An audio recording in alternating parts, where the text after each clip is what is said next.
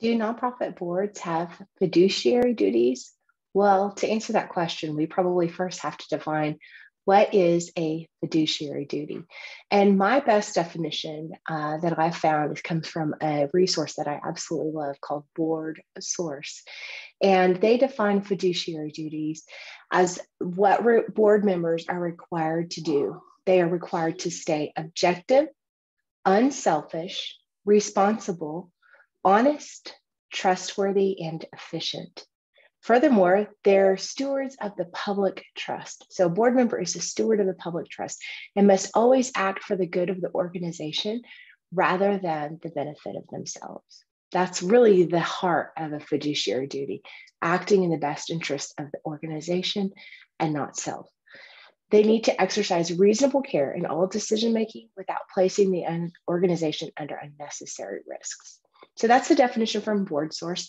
And I'd say in applying that, there are several items within an organization that the board should be focused on in the financial area of fiduciary duty. There are obviously other fiduciary duties, risk management, legal liabilities, but for the purpose of today's conversation, I'm going to speak about the financial duties. A few of them are: one, they need to approve an annual budget. So they should be approving the budget and then more frequently in times of transitions and changes. Secondly, they should be reviewing financial reports on a very timely basis. Some boards meet quarterly, that would be sufficient.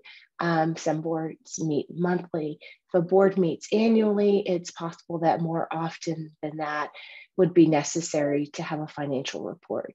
The third is combined with that, which is that they should be monitoring the financial health of the organization. So how are we performing according to budget? What is the health of the resources that we have in reserves? What are our unrestricted net assets? How many days cash is in the bank?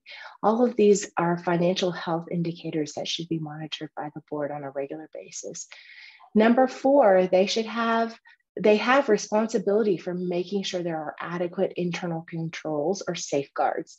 That's not to say they put them in place and that they are monitoring them or even performing the internal control, but they are responsible. They have a duty to make sure that the organization is not being exposed to unnecessary risk, and that is done through adequate internal controls and safeguards. Number five, they have a responsibility to set the compensation guidelines, the philosophies that guide how employees are compensated. Not in the weeds. Typically, that's a staff-led thing, which would be, we've got so board might approve the high-level philosophy. We typically compensate people we hire them according to a pay scale that's been developed. So they know that there's a pay study done for each position. There's a pay scale. And maybe the philosophy sounds something like, we typically hire in at the midpoint of the pay scale, unless experience warrants a higher offer, or in some cases where inexperience may warrant something less than that. And so those compensation guidelines could be spelled out in a pretty simple document that HR professionals are very adept at helping organizations wrestle through decisions on and then capture so that staff can implement those accordingly.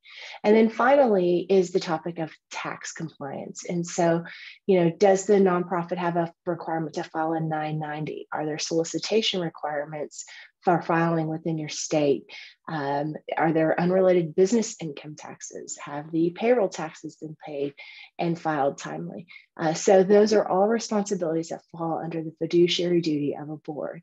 I hope you're asking these questions and looking at these things if you're serving on a board. And for those of us who are on the other side of the table, let's continue to equip our board to know their role and to be equipped to do an incredible job to serve our organizations.